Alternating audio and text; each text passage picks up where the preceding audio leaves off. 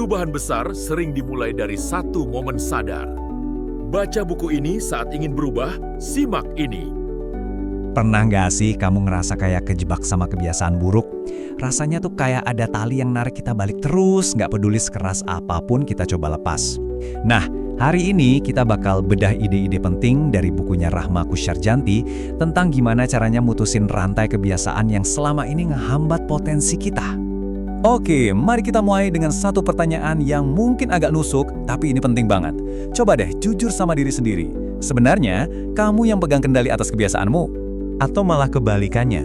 Soalnya, sering banget loh, rutinitas-rutinitas yang kita lakuin tanpa mikir itu justru jadi kayak tali gaib yang diem-diem ngendaliin hidup kita.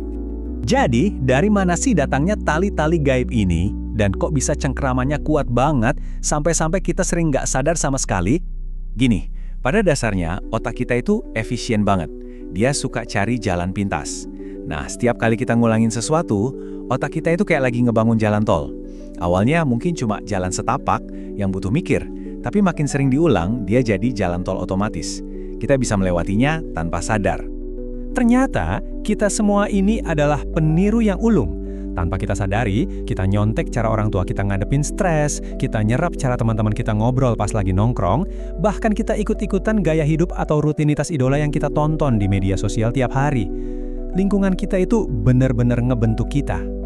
Iya, beberapa kebiasaan emang bagus, tapi yang lain, mereka datang sama bon tagihan yang tersembunyi, dan harganya itu bisa mahal banget. Yuk, kita lihat dampak nyatanya. Hayo ngaku. Kita semua pasti kenal banget kan sama bisikan ini? Suara kecil di kepala yang kedengarannya masuk akal banget pas itu, yang nyuruh kita, udah nanti aja. Nah, buku ini punya cerita nyata yang nampol banget soal kalimat ini. Cuma gara-gara satu kebiasaan menunda-nunda itu, seorang teman bernama Yayan butuh waktu 7 tahun buat lulus kuliah. Coba bayangin deh, 7 tahun kesempatan kerja yang hilang, momen-momen penting yang kelewat, dan penyesalan yang gede banget, hanya karena satu kebiasaan. Dan efeknya itu nggak berhenti di diri kita aja. Penulisnya sendiri cerita gimana sifat pelupanya itu jadi kayak efek domino.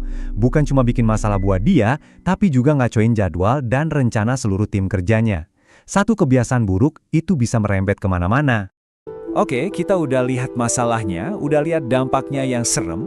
Sekarang bagian yang paling penting, gimana cara memperbaikinya. Buku ini ngasih kita semacam blueprint atau cetak biru yang praktis banget buat kita mulai perubahan. Ini bukan sihir, tapi 5 langkah strategis. Pertama, akui dan buat daftar. Ini langkah yang paling berat, jujur sama diri sendiri. Tulis semua kebiasaan yang ngehambat kamu. Kedua, tetapkan target yang jelas. Jangan cuma bilang mau lebih sehat, tapi spesifik. Misalnya, akan jalan kaki 15 menit tiap pagi. Ketiga, persiapkan mental. Ini soal keputusan sadar. Bilang ke diri sendiri, oke, gue mau berubah. Keempat, persiapkan lingkungan. Kalau mau berhenti makan junk food, ya jangan nyetok di rumah. Bikin lingkunganmu mendukung tujuanmu. Dan yang terakhir, paling penting, mulai dan lacak. Mulai dari hal paling kecil, lalu catat kemajuannya tiap hari. Ini buat ngebangun momentum. Dan ini nih poin kuncinya, jangan sabotase dirimu sendiri. Kalau mau nulis buku, jangan langsung pasang target 2 bab sehari. Itu resep paling ampuh buat gagal dan akhirnya nyerah. Mulailah dengan sesuatu yang manusiawi. Sesuatu yang bisa kamu lakuin, bahkan di hari-hari yang paling gak mood sekalipun. Kemenangan-kemenangan kecil itulah yang bakal membangun konsistensi. Tapi, ayo kita jujur, jalan menuju perubahan itu gak pernah lurus dan mulus. Pasti akan ada saatnya kamu kepleset atau gagal. Nah, buku ini juga sangat jelas tentang apa yang harus dilakukan ketika momen itu datang.